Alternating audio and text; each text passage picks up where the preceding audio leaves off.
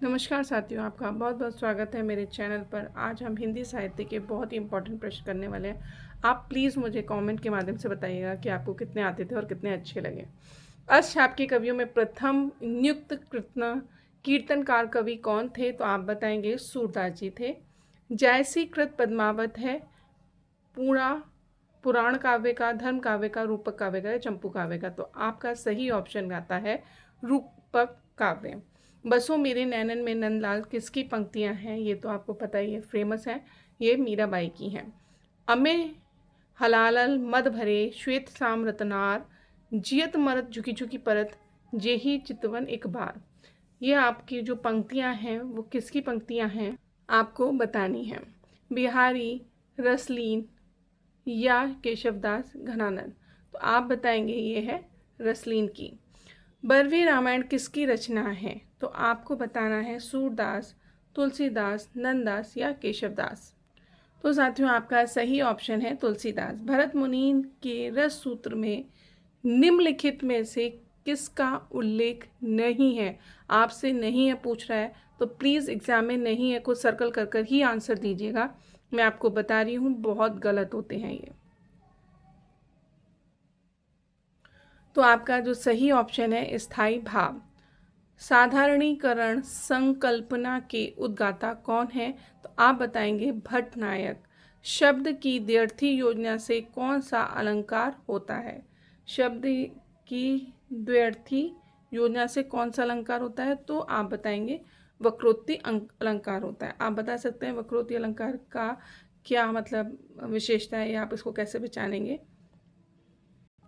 आपसे कह रहा है निम्नलिखित में से कौन द्रविड़ परिवार की भाषा है? उड़िया, बंगला, असमिया या कन्नड़? तो आपका सही ऑप्शन है कन्नड़। किस क्षेत्र की बोली को काशिका कहा जाता है? तो आप बताएंगे बनारस की बोली को काशिका कहा जाता है। हिंदी प्रदीप पत्रिका के संपादक कौन है? तो वो हैं आपके बाल कृष्ण भट्ट। अब आप कहता है तोड़ने ही होंगे मठ और गण सब किसकी पंक्ति हैं? तो आपका सही ऑप्शन है मुक्ति बोध। आवारा मसीहा किसकी रचना है? तो विष्णु प्रभाकर जी की। देखिए फ्रेंड्स, मैं आपको जल्दी जल्दी इसलिए करा रही हूँ क्योंकि कमिंग एग्ज़ाम में आपके इस टाइप के प्रश्न पूछे जाते हैं, और मैं बहुत श्योर हूँ कि मेरे चैनल से बहुत प्रश्न एग्ज़ाम में आते हैं।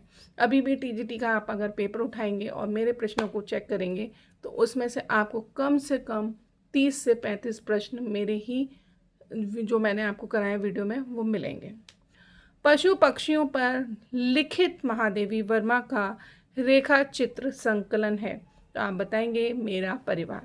रामचंद्र शुक्ल की आलोचनात्मक कृति कौन सी है? तो वो है रस मीमांसा।